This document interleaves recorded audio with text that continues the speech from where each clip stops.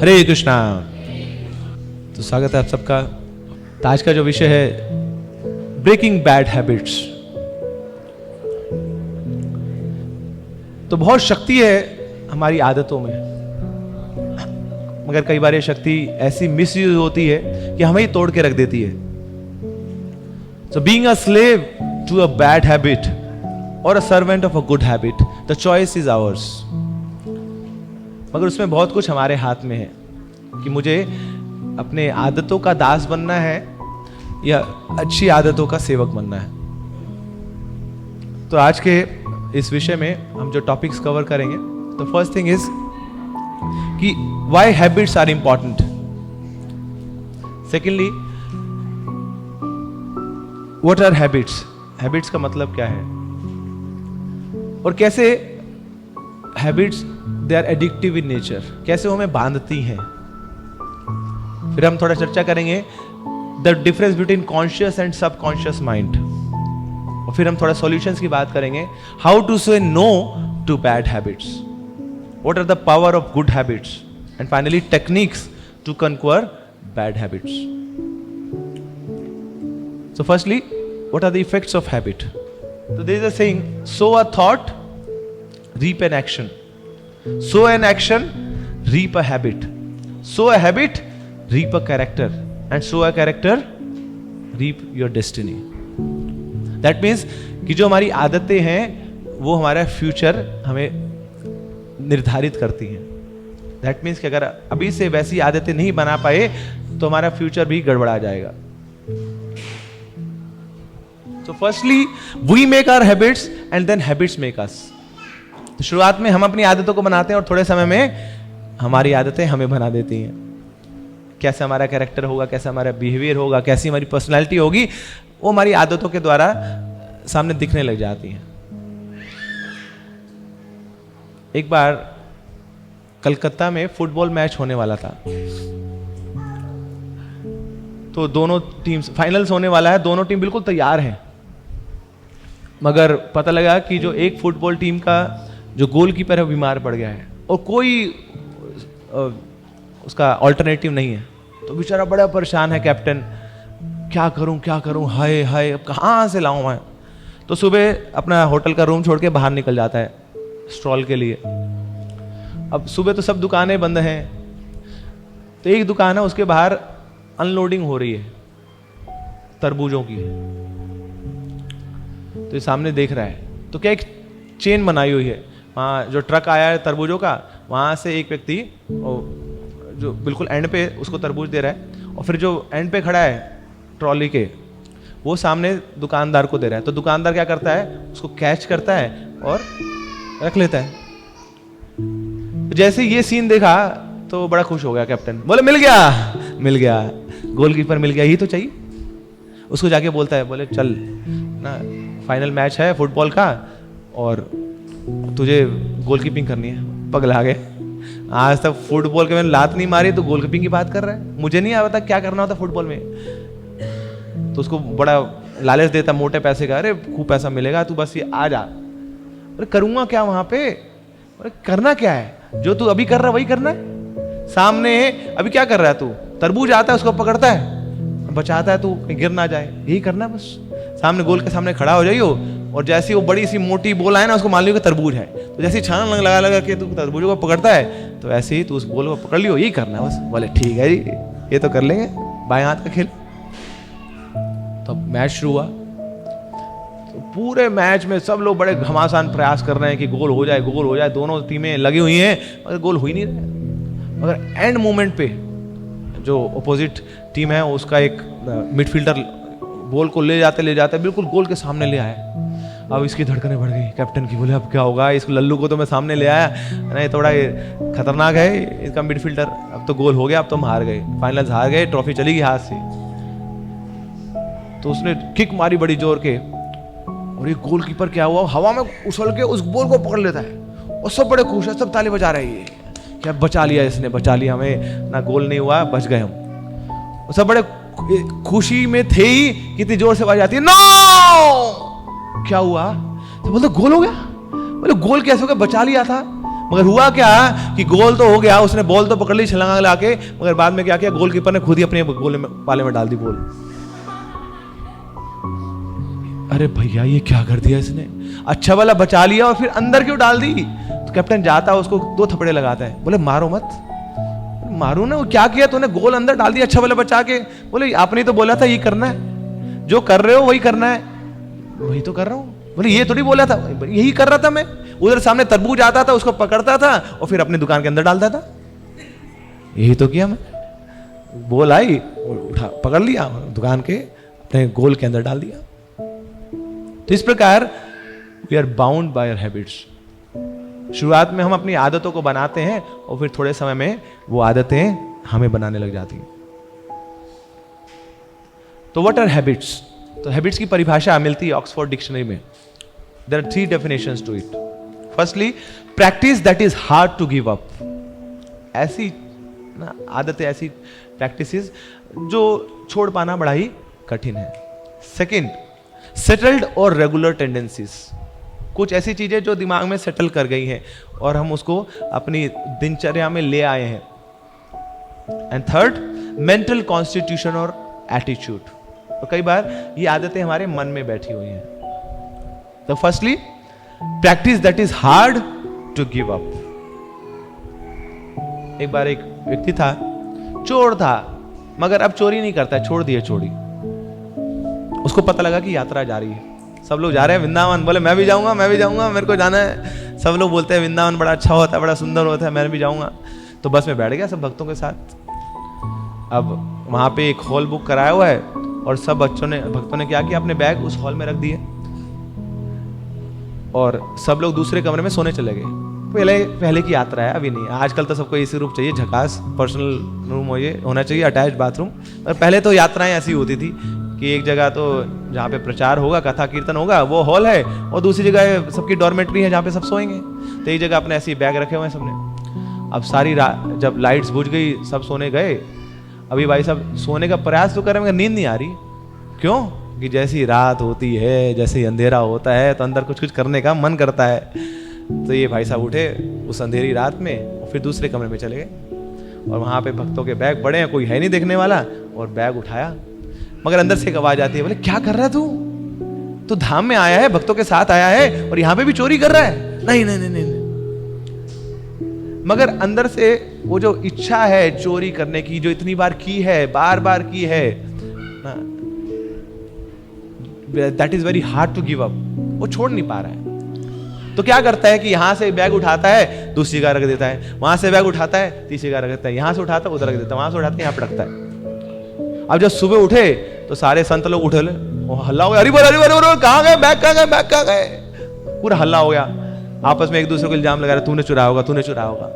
तब इसने देखा कि भैया माहौल ज्यादा गर्म हो गया, तो खड़े होते हैं। आप लोग प्लीज ना ज्यादा दुखी मत होइए, चिंता मत करिए, एक्चुअली में मैं चोर था, मेरी इच्छा थी ना चोरी करने की। तो रात को मैं उठा तो मैंने आपके बैग इधर उधर कर दिए, मगर चिंता मत करिए, सबके बैग्स इधर ही हैं। तो तब सब ठंडे पड़े। तो इस प्रकार ये इच्छा है हमारी, है ना, which is very hard to give up, that is called habit. कि हमें पता है कि ये गलत है, हमें पता है कि इसका क्या परिणाम हो सकता है, उसके बाद भी हम उसको छोड़ नहीं पाते। तो practice that is very hard to give up. Second is settled और रेगुलर टेंडेंसीज। ऐसी इच्छाएं जो मन में घर करके बैठ गई हैं, वो जो हम पीछे हट ही नहीं पा रहे हैं उनसे। ऐसे एक राजा था, but he was a kleptomaniac king. Kleptomaniac क्या होता है? चोरी करने की उसकी इच्छा रहती है हमेशा। तो राजा है, मगर यहाँ पे भी क्या करता था, रात को जब सोते थे सब लोग तो प्रजा के घरों में जाता था और वहां पे जाके चोरी करके आ जाता था। अब इस राजा को क्या पड़ी है भैया, तेरे घर में सब कुछ है, तेरे महलों में सब कुछ है ना, और उसके बाद भी वो जो अंदर इच्छा थी ना, जो उसकी रेगुलर टेंडेंसी थी, सेटल हो गई थी उसके माइंड में, छोड़ नहीं पा रहा था। थर्ड इज मेंटल कॉन्स्टिट्यूशन और एटीट्यूड, कि कुछ चीजें मन में रहती हैं हमेशा।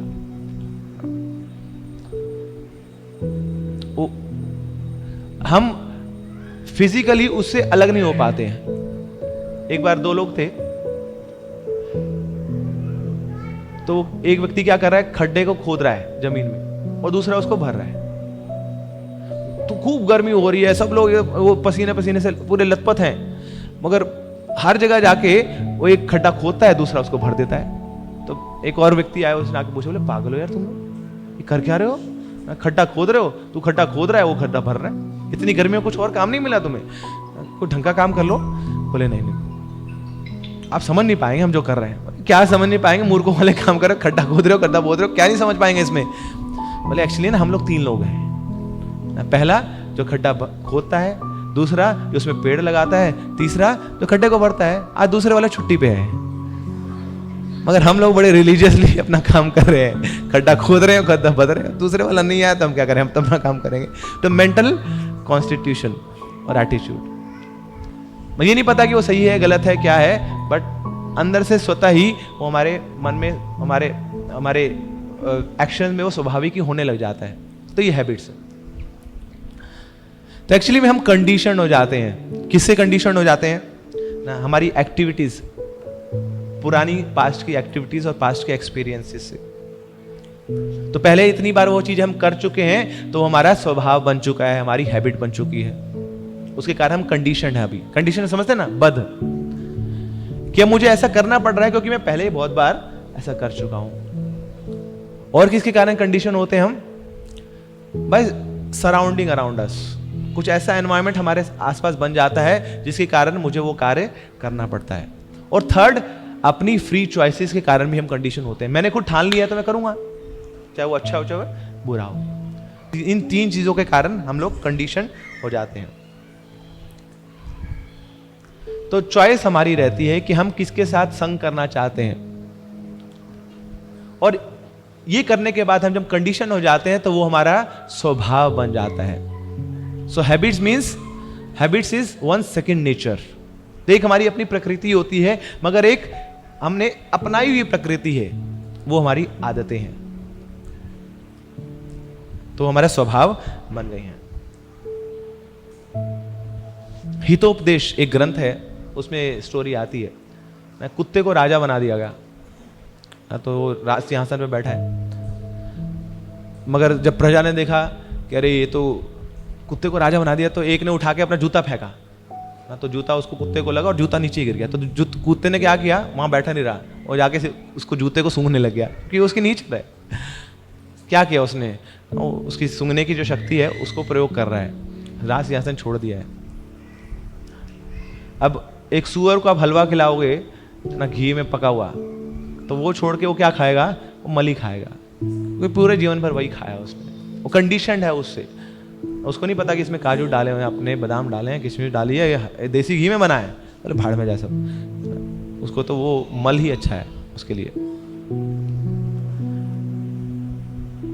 तो ये हमारी कंडीशनिंग है, हमारी बद्धता है। माइकल जैक्सन, उसने बहुत सारे लोग हायर किए हुए थे, बहुत सारे डॉक्टर्स हायर किए हुए थे, पता किसके लिए? कि मैं बहुत लंबा जीवन जीना चाहता हूं, मैं मरना नहीं चाहता हूं। अच्छा, वो इतना लंबा जीवन क्यों चाहता था? So that I can enjoy. मगर जो व्यक्ति भोग विलास में लगा रहता है, शास्त्र बताते हैं कि उसकी आयु खत्म होती रहती है। जितने ज्यादा भोग विलास में लगेंगे, जितनी ज्यादा अपनी भौतिक इच्छाओं को तृप्त करने में लगेंगे, उतनी जल्दी हमारी आयु घटती रहेगी। तो ये बेचारा डेड लॉक में है, जीवन लंबा चाहता है, मगर उस जीवन के अंदर क्या करना चाहता है, वो करना चाहता है। इसके कारण फंस गया बेचारा, है ना, जवानी में ही मर गया वो, क्योंकि कंडीशन था। एक बहुत बड़ा बॉक्सर हुआ था ना, मोहम्मद अली, उसको ऐसा लगता था कि मेरे जैसा या मेरे बराबर पूरी दुनिया में कोई नहीं है। इनफैक्ट ये भी बोलता था, अरे भगवान भी आ जाए ना मेरे सामने, वो भी आने से डरेगा, ये मेरी शक्ति है। He was undefeated। तो जब वो आता था अंदर, तो सब लोग बड़े चीयर करते उसको, उसके लिए। I fly like a bird, I sting like a bee, I am undefeated, Mohammad Ali. सब ताली बजाते थे, भाई साहब क्या है ये इसका ऑरा। मगर वही मोहम्मद अली, जब थोड़ा सा समय बीता, तो सामने पानी का गिलास होता था, उसके हाथ ऐसे ऐसे कांपते थे, वो पानी का गिलास नहीं उठा पाता था। क्यों? क्योंकि अब बीमारी हो गई है, उसका नाम है पार्किंसन डिजीज। अल्जाइमर का नाम सुना होगा ना, अल्जाइमर, उसकी बहन है ये पार्किंसन, तो वो बीमारी हो गई उसको।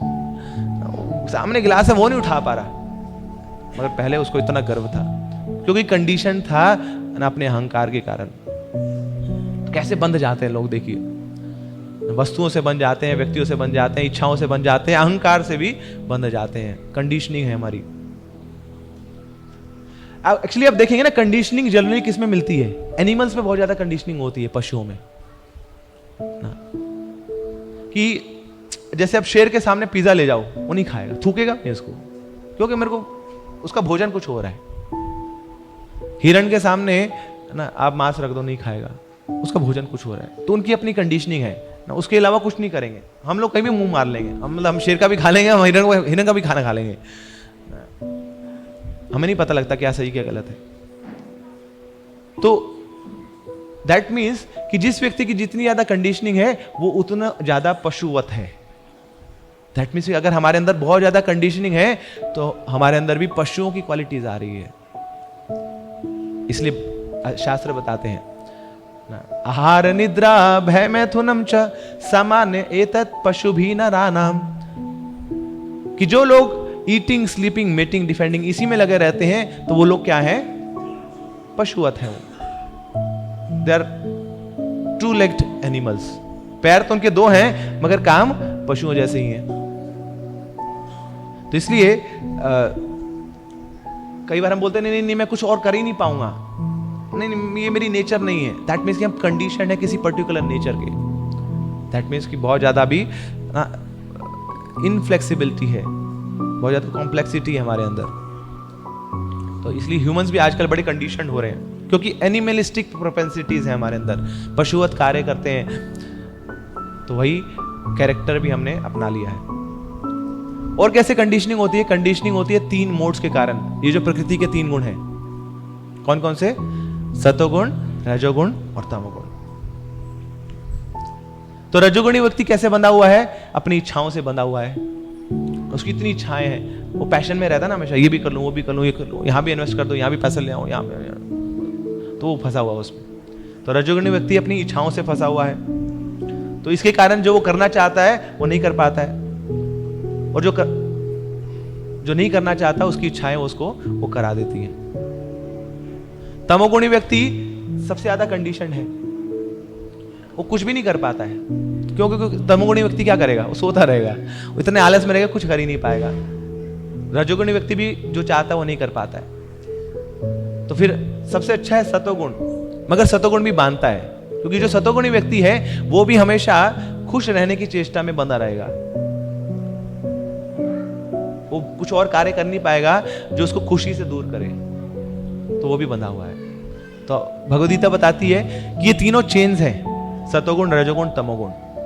सतोगुणी व्यक्ति, सतोगुण की कैसी चेन है? ये गोल्डन चेन है। रजोगुण की कैसी चेन है? कॉपर की चेन है।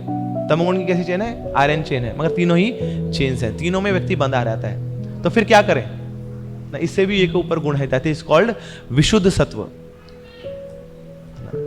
Mode of transcendence. तो भक्त लोग मोड ऑफ ट्रांसेंडेंस में रहते हैं। दैट मीन्स कि वो सतोगुण से भी ऊपर है। तो भगवद गीता में 3 लेवल्स की कंडीशनिंग बताई गई है। एक एग्जांपल दिया गया है, जैसे शीशे के ऊपर डस्ट की परत आ जाती है, तब क्या होगा? आपको चीज एज इट इज नहीं दिखेगी, अपनी परछाई, अपना जो इमेज है वो एज इट इज नहीं दिखेगा, क्योंकि उसके ऊपर एक परत है। तो ये भी एक लेवल की कंडीशनिंग है। दूसरे लेवल की कंडीशनिंग है, जैसे आग जलती है तो उसमें बहुत सारे फ्यूम्स आ जाते हैं, है ना? तो उसमें भी चीजें एज इट इज दिखती नहीं है, हर जगह वहां पर फ्यूम्स है, धुआं उड़ रहा है।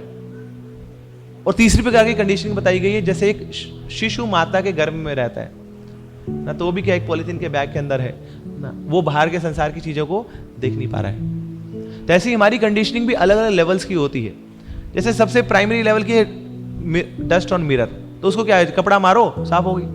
तो ऐसी कुछ कंडीशनिंग हमारी बड़ी आर्टिफिशियल टाइप्स की होती है, थोड़ा सा उस पर मेहनत करो वो बद्धताएं दूर हो जाएंगी। कुछ कंडीशनिंग थोड़ी और गहरी होती है, जैसे फ्यूम्स की है ना, तो हर जगह आपको वो धुआं धुआं दिखेगा।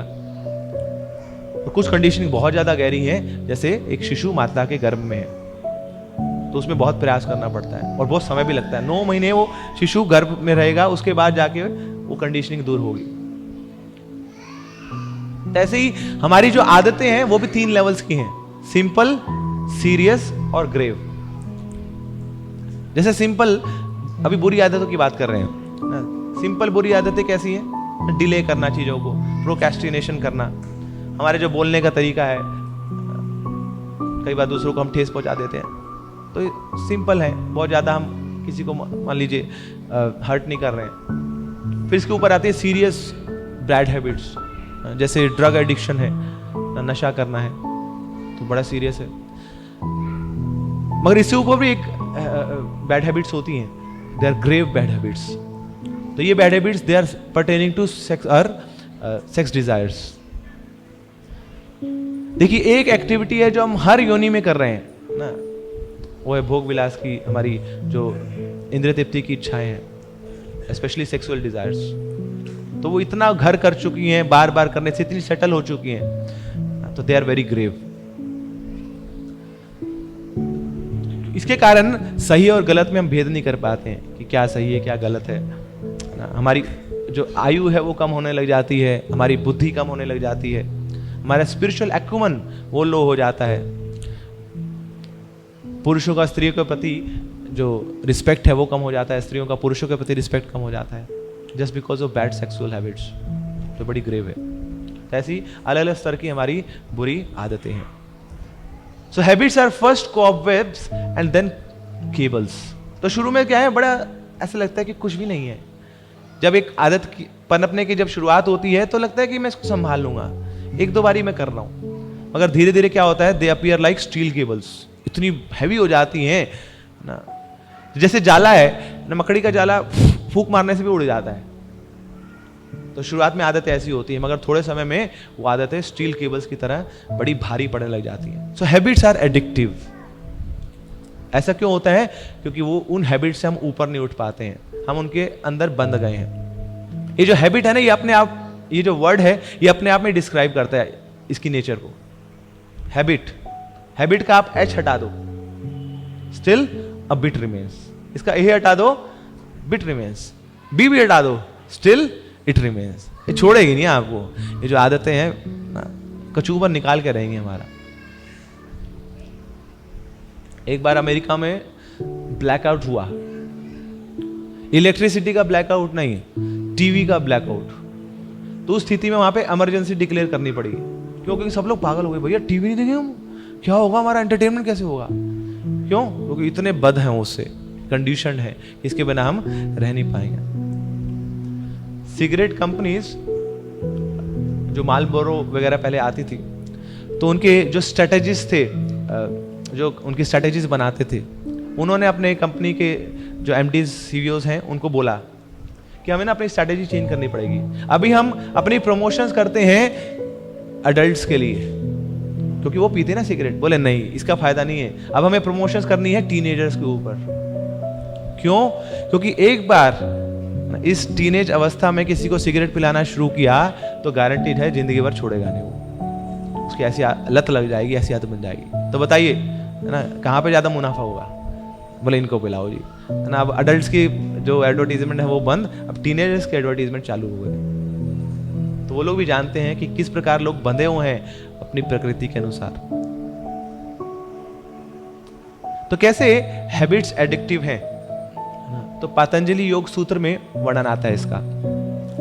हमारे मन के ऊपर वृत्तियां बनती हैं। जैसे आप आटा ले लीजिए, उसको गूंथ दीजिए और एक चाकू लेकर उसके ऊपर एक धार लगाइए आटे के ऊपर, तो क्या बन जाएगा? उस पे एक वृत्ति बन जाएगी, उस पे ग्रूव बनता है। दोबारा चाकू मारेंगे तो वो ग्रूव और गहरा हो जाएगा, फिर चाकू मारिए ग्रूव और गहरा हो जाएगा। तो ऐसे ऐसे वो ग्रूव गहरा होता रहता है। ऐसे ही हम एक एक्टिविटी करते हैं तो हल्का सा ग्रूव बनता है हमारे मन के ऊपर, और उस एक्टिविटी को बार बार करते हैं तो वो जो ग्रूव है और गहरा होता जाता है, और वो धीरे धीरे वृत्ति में बन जाता है। और जब उस वृत्ति को बार बार किया जाता है, तो वो वृत्ति वासना में बदल जाती है, लस्ट में बदल जाती है। तो लस्ट केवल वो सेक्स वाला लस्ट नहीं, किसी चीज को पाना, और उसके पीछे पागल हो जाना, that is also called lust. So now our mind becomes lusty, क्योंकि उस एक्टिविटी को हमने बार बार किया है. तो जब संस्कार कम गहरे होते हैं तो वृत्ति कहलाती है, और जब संस्कार बहुत ज्यादा डीप हो जाते हैं तो वासना कहलाती है. तो एक कार्य को बार बार करते रहते हैं तो संस्कार और गहरे होते हैं, और अगली बार उस चीज को करने के लिए हमारा ऑब्सेशन हो जाता है, हम उसके बिना रह नहीं पाते हैं. अब देखिए, कुछ फिलोसोफर्स हैं, वो लोग कहते हैं कि देखो जी, अगर आपको कोई काम करने की इच्छा है तो कर लो ना, करके आपका मन शांत हो जाएगा. देखो, भोग करने से विरक्ति आती है, तो भोग कर लो, फिर शांत हो जाएगा. भोग करके जब आप थक जाएंगे तो विरक्ति आ जाएगी. मगर ऐसे लोगों को ये नहीं पता कि भैया, इनको ये संस्कार का, वृत्तियों का मैकेनिज्म नहीं पता है. वो नहीं जानते कि अगर उस कार्य को आप करेंगे तो उससे आपके मन में वृत्तियां बनेंगी, और फिर वो वृत्तियां वासना बनेंगी. दैट मीन्स कि उस कार्य को करने की आपकी इच्छा और प्रबल होती जाएगी. तो यही होता है हमारे साथ. कई लोग बोलते हैं ना, इसके संस्कार ही खराब है. संस्कार खराब मतलब उसने उस कार्य को इतनी बार कर लिया है कि वो मन में घर करके बैठ गया है, और उसकी वासना बन गई है. तो ये जो लॉ ऑफ कर्मा है, इस पे कोई बात नहीं करना चाहता, क्योंकि जैसी लॉ ऑफ कर्मा की बात होगी तो कंट्रोल हमारे हाथ से किसी और के पास चला गया. किसी को बोले ना कि ये गलत कार्य है, इसको मत करो, इसका रिएक्शन मिलेगा, तो जितने भी मोटिवेशनल स्पीकर हैं वो इस बात को सुनना नहीं चाहते हैं. क्यों? क्योंकि वो लॉ ऑफ कर्मा में बिलीव नहीं करते हैं. वो क्या बोलते हैं, आप हैं करने वाले, आप ध्यान लगाइए, फोकस करिए, आप कर सकते हैं, सब कुछ कर सकते हैं. हाँ, सब कुछ किया है, तभी तो यहां फंसा हूं मैं. इस शरीर मिला है मुझे क्योंकि सब कुछ किया मैंने पहले, इसके कारण यहां फंसा हूं इस संसार में, मुझे बाहर निकलना है यहां से. तो लॉ ऑफ कर्मा से ऊपर भी एक लॉ होता है, दैट इज लॉ ऑफ भक्ति. लॉ ऑफ कर्मा का भी बाप है कि भक्ति जो करता है उसके पुराने जो कर्मों की जो रिएक्शन है वो तो खत्म होते ही हैं, मगर उन कर्मों को करने की जो प्रवृत्तियां हैं वो भी खत्म होती हैं. दैट मीन्स भक्ति क्या करती है, हमारे संस्कारों को भी नष्ट कर देती है. जो बुरे संस्कार हैं, हमारे वृत्तियों को भी नष्ट कर देती है, और हमारी वासनाओं को भी नष्ट कर देती है. इसलिए भक्ति सबसे सर्वोत्तम योग है, इससे ऊपर कुछ है नहीं. इसलिए भक्तों को किसी और सॉल्यूशन की आवश्यकता नहीं है. ना किसी को किसी ज्योतिष के पास जाने की आवश्यकता है, ना किसी को कोई तंत्र विद्या, मंत्र विद्या के पास जाने की आवश्यकता है. क्योंकि वो ज्यादा से ज्यादा क्या कर सकते हैं, या तो आपके फ्यूचर को बता देंगे, आपके भविष्य को बता देंगे, चेंज नहीं कर सकते, या कुछ ऐसे सॉल्यूशन देंगे आपको कि आपके जो पुराने कर्म है उनके रिएक्शन को थोड़ा खत्म कर सकते हैं या डिले कर सकते हैं. मगर जो भक्ति है वो तो जो पाप करने की प्रवृत्ति का जो पेड़ है उसी को उखाड़ फेंक देती है. ये भक्ति की शक्ति है. इसलिए भक्तों को कोई डर नहीं है कि भक्त तो भगवान के धाम जाने के बाद सोच रहे हैं, पापों का धुलना ये तो साइड प्रोडक्ट है भक्ति का, ये तो अपने आप ही होगा.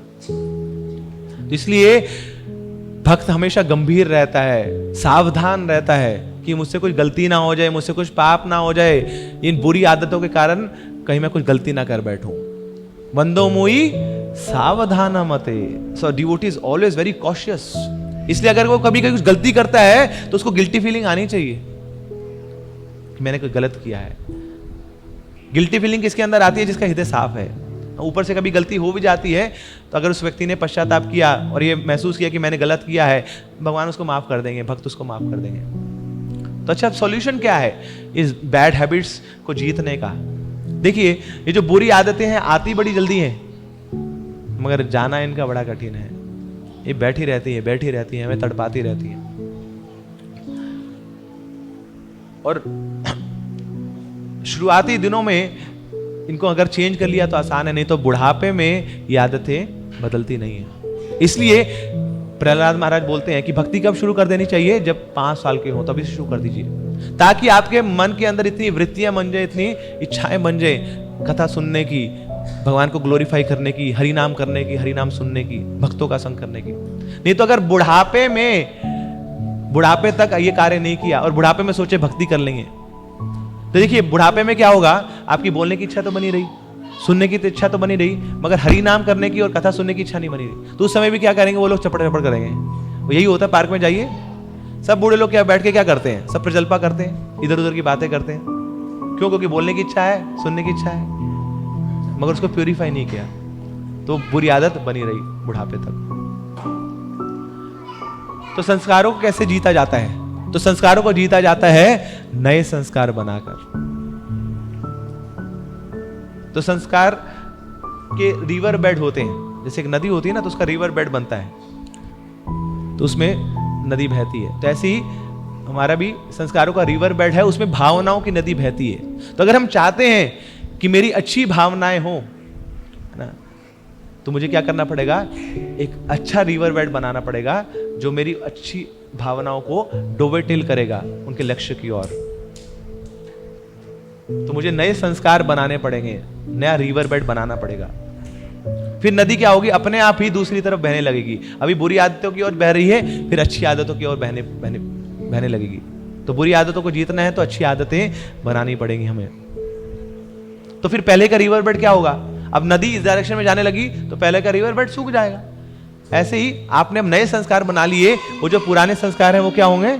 सूख जाएंगे, वो अपने आप ही, उनको पोषण नहीं मिलेगा तो आपका संग छोड़ देंगे। तो हमारा मन क्या है? Mind is like a book. तो बुक के अंदर क्या होती है? बहुत सारी स्क्रिप्ट्स होती हैं। So we need to change the scripts. अपने मन की जो स्क्रिप्ट्स हैं वो हमें चेंज करनी है। तो कैसे चेंज कर सकते हैं अपने मन की स्क्रिप्ट? माइंड वर्क करता है गीगो प्रिंसिपल के ऊपर, गार्बेज इन गार्बेज आउट। कूड़ा डालेंगे तो कूड़ा निकलेगा, गुड इन गुड आउट। अच्छी चीज डालेंगे तो बाहर अच्छी चीज निकलेगी। तो ऐसे ही जो हम अपने मन के अंदर वृत्तियां डाल रहे हैं, जो संस्कार डाल रहे हैं, वो आगे चल के संस्कार बनेंगे। जो एक्टिविटी अभी कर रहे हैं वो आगे चल के संस्कार बन जाएंगे। तो ऐसी कौन सी मूवी हम देख रहे हैं, कौन से सॉन्ग्स हम सुन रहे हैं, किन लोगों के साथ उठ बैठ रहे हैं, ये सब क्या है? ये हमारी माइंड की स्क्रिप्ट्स को बनाते हैं। तो अगर हम अपने संस्कार बदलना चाहते हैं तो पहले इन स्क्रिप्ट्स को चेंज करें। तो देखिए कि क्या मैं देख रहा हूं इंटरनेट पे, किन लोगों के साथ बैठ रहा हूं मैं, क्या मैं पढ़ रहा हूं, क्या मैं खा रहा हूं। तो ये स्क्रिप्ट्स हमें चेंज करनी पड़ेंगे। तो ये स्क्रिप्ट्स चेंज कैसे होंगी? 3 कार्य करने पड़ेंगे हमें। थिंकिंग, एटीट्यूड एंड बिहेवियर, इन 3 चीजों को बदलना पड़ेगा।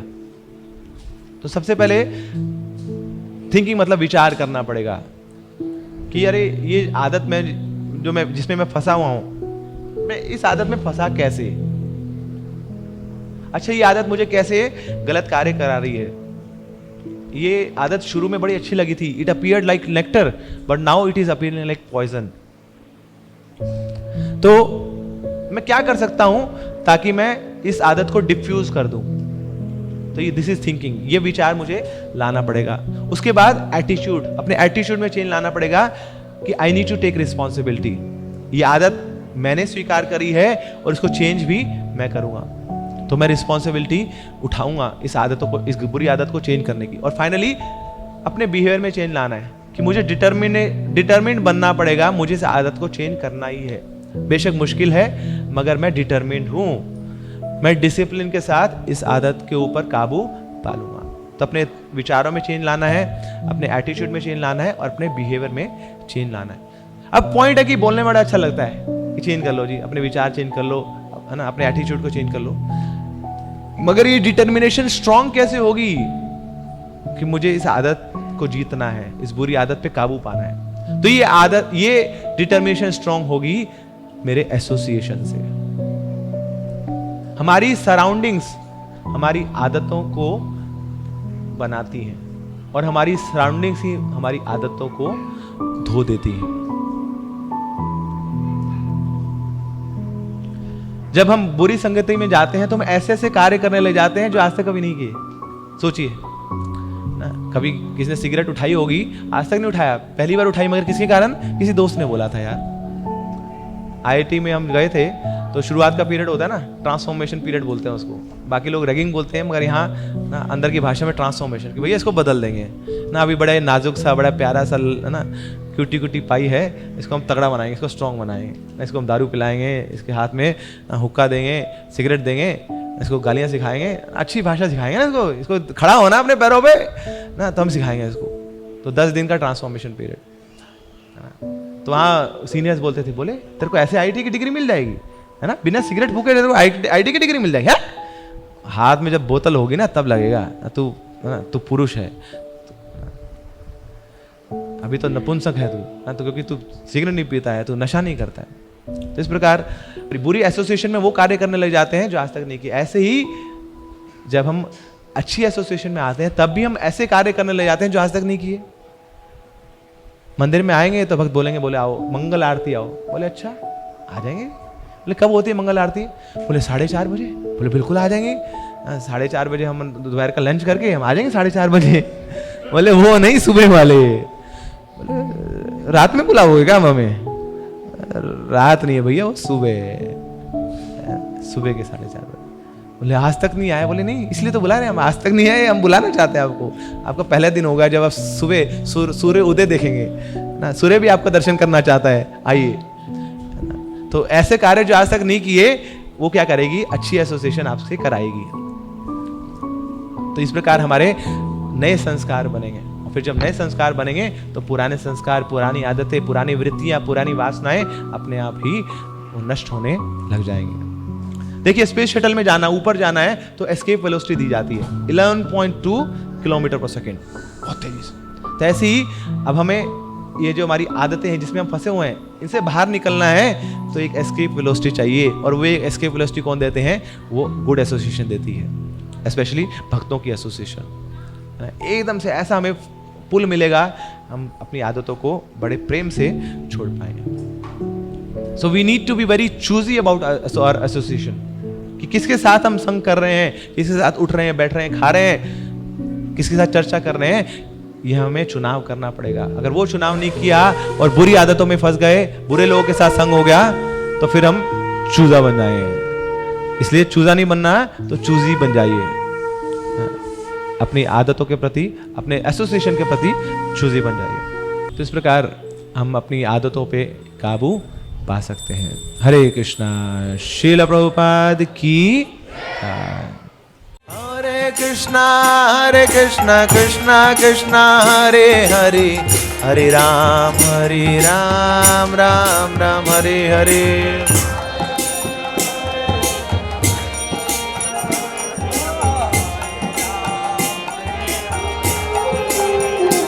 हरे कृष्णा कृष्णा कृष्णा हरे हरे, हरे राम।